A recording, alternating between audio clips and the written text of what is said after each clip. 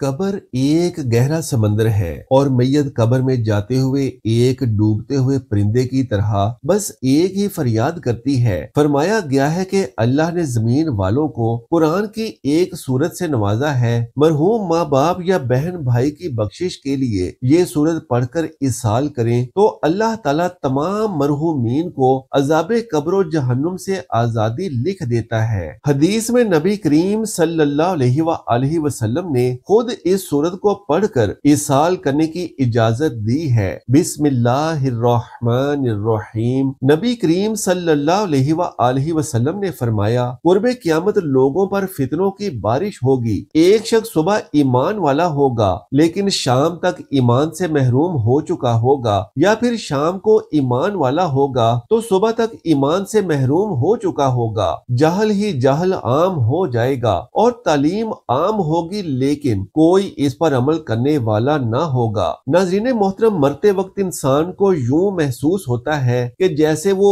ایک گہرے سمندر میں ڈبکیاں کھا رہا ہے۔ وہ اپنے عزیز و اقارب، اپنے بہن بھائیوں اور اپنی اولاد کو مدد کے لیے پکارتا ہے تو اس وقت جو کوئی مرنے والے کے لیے قرآن کی یہ ایک سورت پڑھ کر اسے بخشتا ہے تو میت ایک ماہر تیراک کی طرح سمندر میں تیرنے لگتی ہے۔ اسے یوں محسوس ہوتا ہے کہ اب وہ ڈوبنے سے محفوظ ہے۔ ناظرین، اللہ تعالیٰ نے قرآن مجید میں موت کو اجل سے تعبیر فرمایا ہے۔ اجل کے معنی ہے کسی چیز کا مقررہ وقت جو کسی قیمت پر نہ ٹلے۔ موت ایک ایسی حقیقت ہے کہ جس سے انکار کسی کے لیے بھی ممکن نہیں۔ ہر کوئی جانتا ہے کہ ایک دن اس کی زندگی میں دنیا کا تسلسل یقیناً ختم ہو کر رہے گا۔ جب اس کی موت کا وقت آئے گا تو دنیا کی کوئی طاقت اس کو موت سے نہ بچا سکے گی۔ قرآن مجید کی سینکڑوں آیات میں موت، حشر اور جنت و دوزخ کی تفصیلات کا ذکر کیا گیا ہے۔ ان لوگوں کو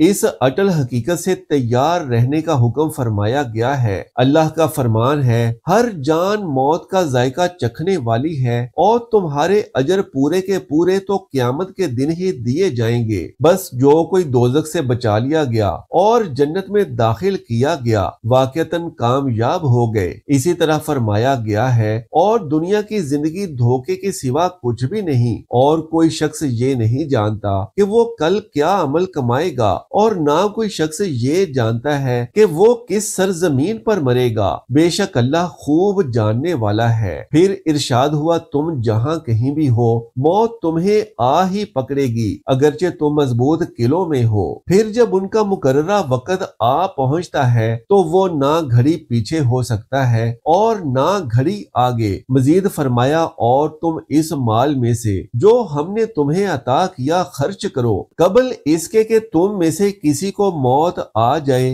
اور وہ کہنے لگے، اے میرے رب، تو نے مجھے تھوڑی مدت تک کی مہلت اور کیوں نہ دے دی کہ میں صدقہ و خیرات کر لیتا اور نیکوکاروں میں سے ہو جاتا۔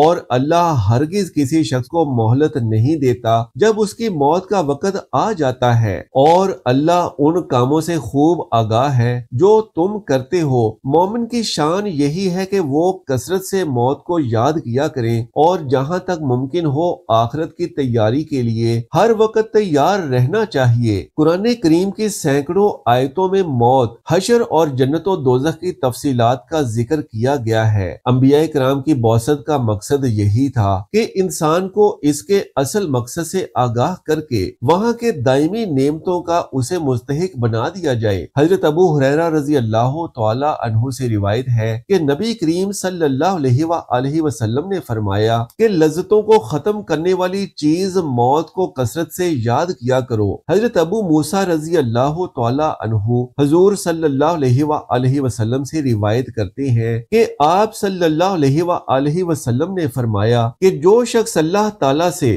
ملاقات کو پسند کرتا ہے تو اللہ تعالیٰ بھی اس سے ملاقات کو پسند کرتے ہیں، اور جو اللہ تعالیٰ سے ملنا پسند نہیں کرتا اللہ تعالیٰ بھی اس سے ملنا ناپسند فرماتا ہے۔ حضرت ابی بن کعب رضی اللہ تعالی عنہ سے روایت ہے کہ جب رات کا تہائی حصہ گزر جاتا تو حضور صلی اللہ علیہ وآلہ وسلم اٹھ کھڑے ہوتے اور فرماتے، اے لوگو، اللہ تعالیٰ کو یاد کرو، اللہ تعالیٰ کو یاد کرو، قیامت کا پہلا نفخہ آ چکا ہے اور دوسرا نفخہ اس کے تابع ہوگا۔ موت اپنی اپنی ہولناکیوں سمیت آ پہنچی، موت اپنی سختیوں سمیت آ پہنچی۔ نبی کریم صلی اللہ علیہ وآلہ وسلم نے فرمایا کہ دنیا میں اس طرح رہو جیسے تم ایک راہ چلتے مسافر ہو یا منزل کے راہی۔ حضرت عبداللہ ابن عمر رضی اللہ تعالی عنہ کہا کرتے تھے کہ جب شام ہو جائے تو صبح کا انتظار نہ کرو، اور جب صبح ہو جائے تو شام ہونے کا انتظار نہ کرو، اور موت سے پہلے زندگی کو غنیمت سمجھو۔ یعنی دنیا کی عیش و عشرت میں کھو کر آخرت کو بھول جاؤ گے تو موت کے وقت پچھتاؤ گے کہ کاش میں نے آخرت کے لیے کوئی زیادہ راہ جمع کیا ہوتا۔ اسی طرح بیماری کے عالم میں انسان انتہائی چاہت و خواہش کے باوجود بہت سے کام نہیں کر سکتا، تو عالم صحت میں جب انسان کی ساری توانائیاں عروج پر ہوتی ہیں، وہ اعمال خیر کیوں بجا نہیں لاتا کہ بعد میں آپ کو افسوس کرنا نہ پڑے۔ اسی لیے کہا گیا ہے کہ دنیا آخرت کی کھیتی ہے، یعنی دنیا میں ایمان و عمل کی جو بھی فصل کاشت کرو گے آخرت میں اسی کا پھل ملے گا۔ ایک عورت نے حضرت عائشہ صدیقہ رضی اللہ تعالی عنہا سے اپنے دل کی سختی کی شکایت کی تو آپ رضی اللہ تعالی عنہا نے نصیحت فرمائی کہ موت کو کثرت سے یاد کیا کرو، تمہارا دل نرم ہو جائے گا۔ حضرت علی رضی اللہ تعالی عنہ فرماتے ہیں کہ قبر عمل کا صندوق ہے اور موت کے بعد اس کی خبر ملے گی۔ حضرت عمر ابن عبد العزیز رضی اللہ تعالی عنہ کا معمول تھا کہ وہ علماء کو جمع فرما کر موت و قیامت اور آخرت کا مذاکرہ کیا کرتے تھے۔ ان تذکروں کو سن کر سب ایسے پھوٹ پھوٹ کر روتے گویا کہ ان کے سامنے کوئی جنازہ رکھا ہوا ہو۔ موت کو یاد کرنے کے بہت زیادہ فوائد ہیں۔ علامہ سیوطی رحمت اللہ علیہ لکھتے ہیں کہ بعض علماء سے منقول ہے کہ جو شخص موت کو کثرت سے یاد کرے تو اس کو اللہ تعالیٰ دو باتوں کی توفیق عطا فرماتا ہے: جلد از جلد توبہ کر کے گناہ معاف کروانے کی کوشش کرتا ہے کہ کہیں توبہ سے پہلے ہی موت نہ آ جائے، اور موت کو یاد کرنے والا قرض میں مبتلا نہیں ہوتا بلکہ جو کچھ اس کو میسر ہوتا ہے اسی پر راضی رہتا ہے، اور یہ قناعت اسے طبعی سکون اور دلی راحت عطا کرتی ہے۔ یہ سوچتا ہے کہ تھوڑی بہت زندگی ہے، جس طرح بھی گزر جائے گزار لیں گے، زیادہ فکر کرنے سے کوئی فائدہ نہیں۔ موت کو استحصار کرنے والا شخص جب عبادت کرتا ہے تو پوری دل جمعی کی دو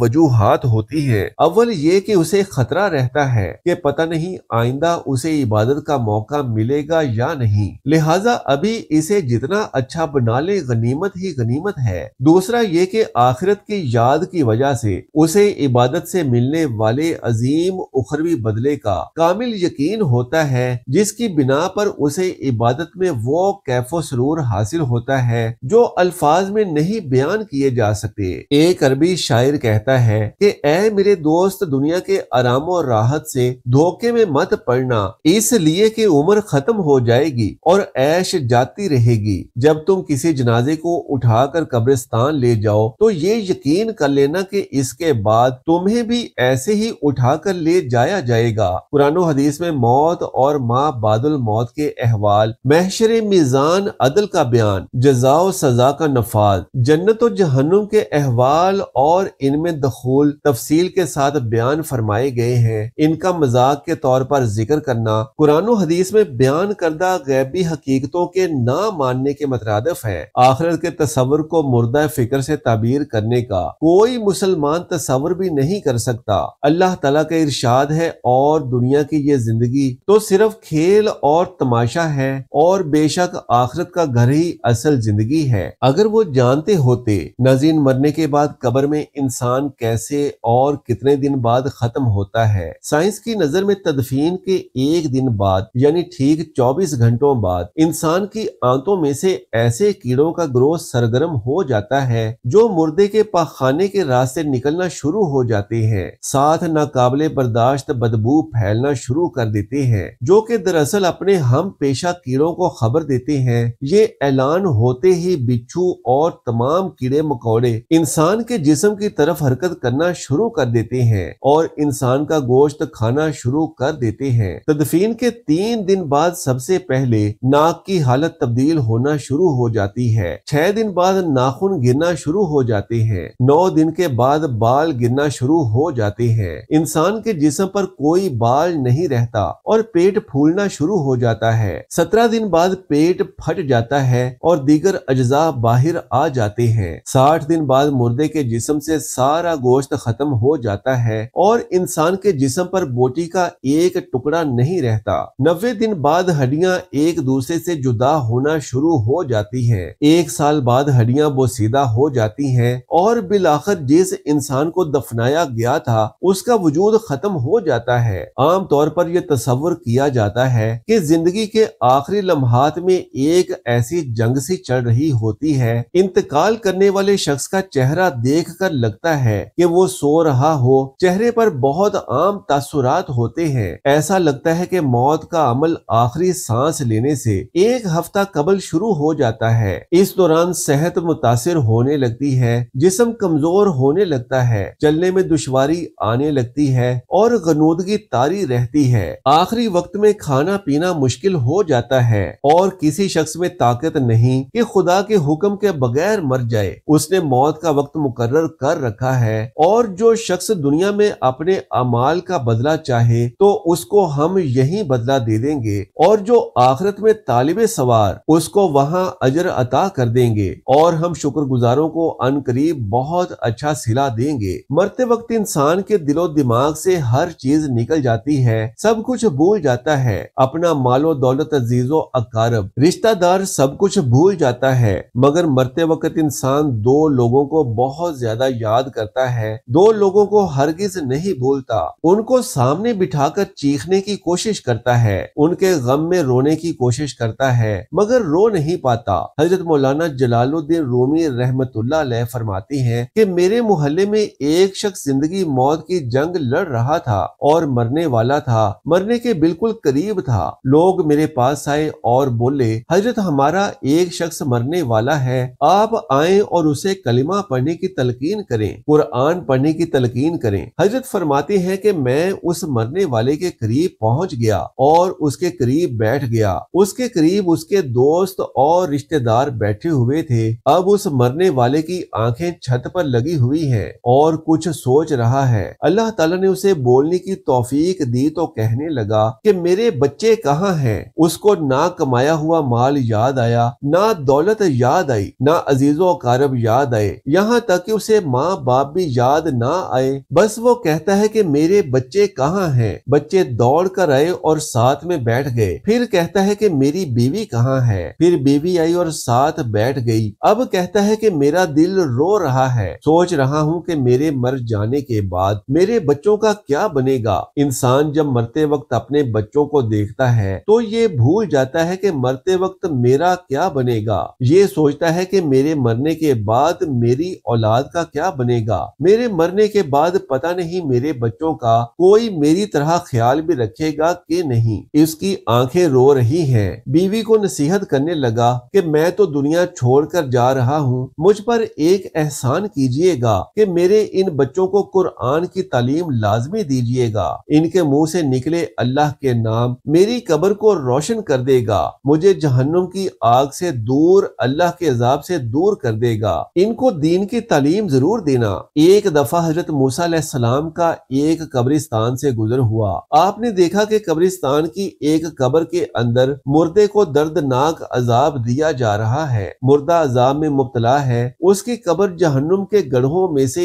एक गड्ढा बनी हुई है। मुर्दा अजाब में मुब्तला चीखो पुकार कर रहा है। हजरत मूसा अलैहिस्सलाम आगे चले गए। काम खत्म होने के बाद जब वापसी उसी रास्ते से गुजर हुआ तो आपने देखा कि वही जहन्नुम में जलने वाला शख्स जिसे कब्र में अजाब दिया जा रहा था, अब वो शख्स जन्नत में टहल रहा है। उसकी कब्र जन्नत का बाग बनी हुई है। आप अलैहिस्सलाम ने दोनों हाथ उठाए, अर्ज की, ऐ मेरे मालिक, थोड़ी देर पहले मैं यहाँ से गुजरा था तो ये कब्र जहन्नुम के गड्ढों में से एक गड्ढा बनी हुई थी। थोड़ी देर बाद ये जन्नत के बागों में से एक बाग कैसे बन गई? अल्लाह ताला ने फरमाया कि ऐ मूसा, जब ये शख्स मरा था तो मरने से पहले अपनी बीवी को हामिला छोड़कर मरा था। बीवी का एक बेटा पैदा हुआ। बच्चा आज थोड़ा सा बड़ा हुआ तो उसकी बीवी ने अपने बच्चे को दीन सिखाने के लिए मस्जिद भेजा। मौलम ने उसके बच्चे को बिस्मिल्लाहिर्रहमानिर्रहीम पढ़ाई। जब उसके बच्चे ने बिस्मिल्लाह पढ़ी तो मूसा, मुझे हया आई कि किसी का बच्चा मेरा नाम ले और میں اپنا نام لینے والے کے باپ کو جہنم میں ڈالوں،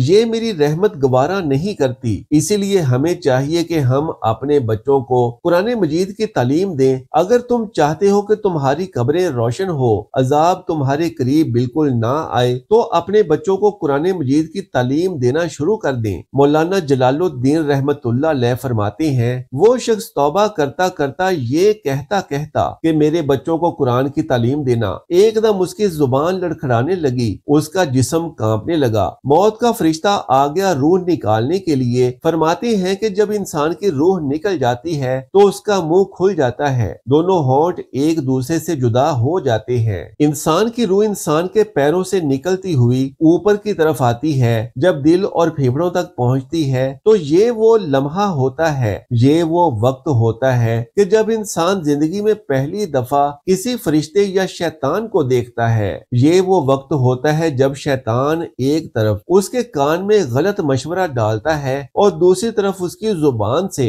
اس کے عمل کے مطابق الفاظ نکلنے لگتے ہیں۔ اگر انسان نیک ہوتا ہے، نمازی ہوتا ہے، عبادت گزار ہوتا ہے، تو پھر اس کا دماغ اس کو کلمہ پڑھنے کی تلقین کرتا ہے، درود پڑھنے کی تلقین کرتا ہے۔ اور اگر انسان نیک نہیں ہوتا تو پھر اس کا دماغ عجیب سی ہیبت کا شکار ہوتا ہے اور انسان شیطان کے مشورے کو قبول کر بیٹھتا ہے۔ جب انسان شیطان کے مشورے کو قبول کر بیٹھتا ہے، پھر کوشش کرتا ہے کلمہ پڑھنے کی، لیکن نہیں پڑھ سکتا۔ ناظرین، آج ہماری آنکھیں کھلی ہیں، آج ہماری سانسیں چل رہی ہیں، اس سے پہلے کہ یہ وقت گزر جائے، یہ زندگی کے لمحے میرے اور آپ کے لیے غنیمت ہے۔ آخرت کے لیے کچھ ایک اچھا کر لیں، مرنے سے پہلے قبر کی روشنی بنا لو، معلوم نہیں پھر فرصت ملے نہ ملے، معلوم نہیں پھر زندگی کے لمحے ملے نہ ملے۔ تو ناظرین، غرور، تکبر، لالچ، گھمنڈ، دشمنی، حسد، بغض، جلن، عزت و وقار، نام و عہدہ، بادشاہی، یہ سب کہاں جاتا ہے؟ سب کچھ خاک میں مل جاتا ہے۔ انسان کی حیثیت کیا ہے؟ مٹی سے بنا ہے، مٹی میں دفن ہو کر مٹی ہی بن جاتا ہے۔ 5 یا 6 فٹ کا انسان قبر میں جا کر بے نام و نشان ہو جاتا ہے۔ دنیا میں اکڑ کر چلنے والا، اپنے آپ کو طاقتور سمجھنے والا، دنیا پر حکومت کرنے والا، قبر میں آتے ہی اس کی حیثیت مٹی ہو جاتی ہے۔ لہٰذا انسان کو اپنی ابدی اور ہمیشہ کی زندگی کو پرسکون بنانے کے لیے فکر مند ہونا چاہیے، اللہ تعالیٰ کو یاد کرنا چاہیے، ہر نیک عمل اور عبادت میں اخلاص پیدا کرنا چاہیے اور خاتمہ بالخیر کی دعا کرنی چاہیے۔ مرتے وقت انسان سب کچھ بھول جاتا ہے، لیکن ایسی 2 ہستیاں ہیں جنہیں انسان مرتے وقت بھی نہیں بھولتا۔ انسانی جسم لا فانی نہیں ہے، یہ زمین پر ایک مدت سے زیادہ زندہ نہیں رہ سکتا۔ عام طور پر جسم زمین پر کئی رنگ بدلتا ہے، بچپن سے جوانی اور جوانی سے بڑھاپا، یہ تمام علامات جسم کی پل پل موت کی طرف بڑھنے کی خبر دیتا ہے کہ وقت بہت قریب آ گیا ہے۔ ایسے موقع پر محبت کرنے والوں کو چاہیے کہ وہ جسم کو تنگ نہ کریں اور اسے کوئی جسمانی یا ذہنی تکلیف نہ پہنچائیں، تاکہ روح کے جسم سے جدا ہونے کا یہ عمل آسان ہو جائے۔ مرنا ایک ایسا عمل ہو سکتا ہے جس کے دوران جسم زندگی کو جانے دیتا ہے۔ یہ عمل مختلف لوگوں کے درمیان مختلف ہو سکتا ہے۔ سب لوگ مر رہے ہوتے ہیں تو جسم کا نظام آہستہ آہستہ کام کرتا ہے، دل کی دھڑکن ہلکی ہو جاتی ہے اور دوران خون کے کم ہو جانے کی وجہ سے دماغ اور باقی اعضاء کو کم آکسیجن ملتی ہے، جس کی وجہ سے دماغ صحیح طور پر کام نہیں کر پاتا۔ اس کے علاوہ مرنے والے شخص کی سوچنے اور سمجھنے کی صلاحیت ختم ہو جاتی ہے۔ اگر آپ نے موت کو گلے لگاتے کسی شخص کو دیکھا ہو تو آپ نے بھی غور کیا ہوگا کہ ایسا لگتا ہے کہ جیسے اچانک اس کے چہرے پر سکون آ گیا ہو، لیکن اس دوران آخر اس کے دماغ میں کیا چل رہا ہوتا ہے؟ انتقال کرنے والے شخص کا چہرہ دیکھ کر یوں لگتا ہے جیسے وہ سو رہا ہو۔ ناظرین، عام طور پر یہ تصور کیا جاتا ہے کہ زندگی کے آخری لمحات میں ایک جنگ سی چل رہی ہوتی ہے۔ انتقال کرنے والے شخص کا چہرہ دیکھ کر یوں لگتا ہے کہ وہ سو رہا ہو، چہرے پر بہت عام تاثرات ہوتے ہیں۔ ایسا لگتا ہے کہ موت کا عمل آخری سانس لینے 1 ہفتہ قبل شروع ہو جاتا ہے۔ اس دوران صحت متاثر ہونے لگتی ہے، جسم کمزور ہونے لگتا ہے، چلنے میں دشواری پیش آنے لگتی ہے، غنودگی طاری ہو جاتی ہے۔ آخری لمحات میں کھانا پینا مشکل مشکل ہو جاتا ہے اور کسی شخص میں طاقت نہیں کہ خدا کے حکم کے بغیر مر جائے۔ اس نے موت کا وقت مقرر کر کے لکھ رکھا ہے۔ مرتے وقت انسان کے دل و دماغ سے ہر چیز نکل جاتی ہے، وہ سب کچھ بھول جاتا ہے، مگر مرتے وقت انسان دو لوگوں کو بہت کثرت سے یاد کرتا ہے، ان کو سامنے بٹھا کر چیخنے کی کوشش کرتا ہے اور ان کے غم میں رونے کی کوشش کرتا ہے، مگر وہ رو نہیں پاتا۔ انسان جب مرتے وقت اپنے بچوں کو دیکھتا ہے اور اللہ تعالیٰ جب اسے بولنے کی توفیق دیتا ہے تو وہ یہ بھول جاتا ہے کہ مرنے کے بعد میرا کیا بنے گا۔ وہ یہ سوچتا ہے کہ میرے مرنے کے بعد میری اولاد کا کیا بنے گا، میرے ان بچوں کا میری طرح کوئی خیال بھی رکھے گا۔ اس کی آنکھیں رو رہی ہیں۔ بیوی کو نصیحت کرنے لگتا ہے کہ میں تو دنیا چھوڑ کر جا رہا ہوں، مجھ پر ایک احسان کیجیے گا کہ میرے ان بچوں کو قرآن کی تعلیم لازمی دیجیے گا، ان کے منہ سے نکلے اللہ کے نام میری قبر کو روشن کر دے گا، مجھے جہنم کی آگ سے اور اللہ کے عذاب سے دور کر دے گا، ان کو دین کی تعلیم ضرور دینا۔ ایک شخص نے نبی کریم صلی اللہ علیہ وآلہ وسلم کی خدمت میں حاضر ہو کر عرض کیا، یا رسول اللہ صلی اللہ علیہ وآلہ وسلم، جب تک میرے ماں باپ زندہ تھے میں ان کے ساتھ حسن سلوک کرتا تھا، لیکن اب وہ وفات پا چکے ہیں تو میں ان کے ساتھ کس طرح سے بھلائی کر سکتا ہوں؟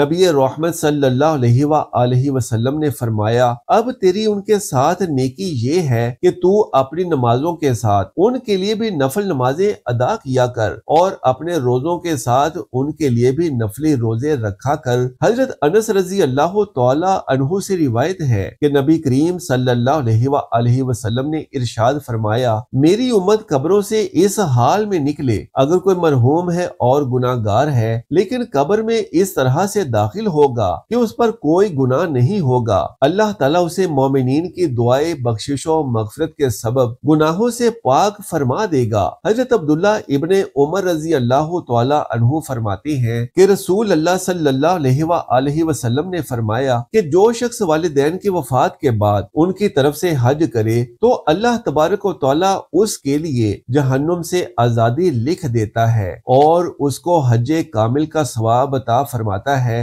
اور اس کے والدین کے ثواب میں بھی کوئی کمی نہیں ہوتی۔ حضرت عبداللہ ابن عباس رضی اللہ تعالی عنہ فرماتے ہیں کہ نبی کریم صلی اللہ علیہ وآلہ وسلم نے ارشاد فرمایا، میت قبر میں ڈوبتے ہوئے فریادی کی طرح ہوتی ہے کہ ماں باپ بہن بھائی یا دوست کی دعائیں خیر کے پہنچنے کی ہمیشہ منتظر رہتی ہے، پھر جب اسے دعا پہنچ جاتی ہے تو اسے یہ دعا دنیا اور اس کی تمام نعمتوں سے زیادہ پیاری ہوتی ہے، اور اللہ زمین والوں کی دعا سے قبر والوں کو پہاڑوں کے برابر ثواب عطا فرماتا ہے، اور یقیناً زندوں کا مردوں کے لیے تحفہ ان کے لیے دعائیں مغفرت کرنا ہے۔ حضرت انس ابن مالک رضی اللہ تعالی عنہ فرماتے ہیں کہ نبی کریم صلی اللہ علیہ وآلہ وسلم نے ارشاد فرمایا کہ جو شخص اپنے مرحومین کے لیے قبرستان میں جائے اور وہاں پر سورہ یاسین کی تلاوت کرے تو اللہ تبارک و تعالی تمام قبر والوں کے عذاب میں تخفیف فرما دیتا ہے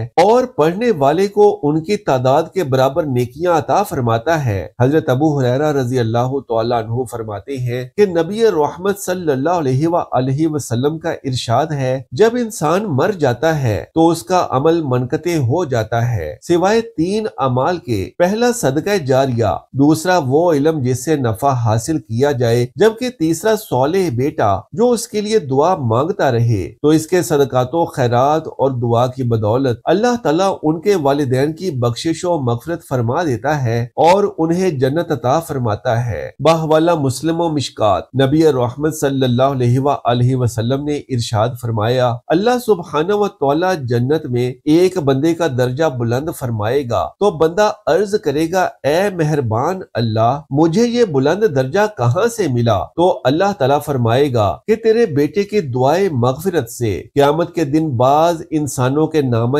اعمال میں پہاڑوں کے برابر نیکیاں شامل کر دی جائیں گی، تو وہ کہے گا کہ یہ کہاں سے آئیں؟ تو فرمایا جائے گا کہ یہ تمہاری اولاد کے استغفار کے سبب ہے جو انہوں نے تمہارے لیے کیا تھا۔ باہوالا شرح صدور، اللہ تبارک و تعالی سے دعا ہے کہ نیکی کی بات کو سننے سمجھنے اور اس پر عمل کرنے کی طاقت و توفیق عطا فرمائے۔ میرا سنانا اور آپ کا سننا اپنی بارگاہ میں قبول و منظور منظور فرمائے، آمین یا رب العالمین۔ محترم ناظرین، آخر میں درخواست ہے کہ میری آج کی اس معلوماتی ویڈیو کو لائک اور شیئر کر دیجئے اور میرے اسلامی و اصلاحی چینل کو سبسکرائب کر لیجئے۔ جزاک اللہ خیرن کثیرا۔ اللہ ہم سب کا حامی و ناصر ہو۔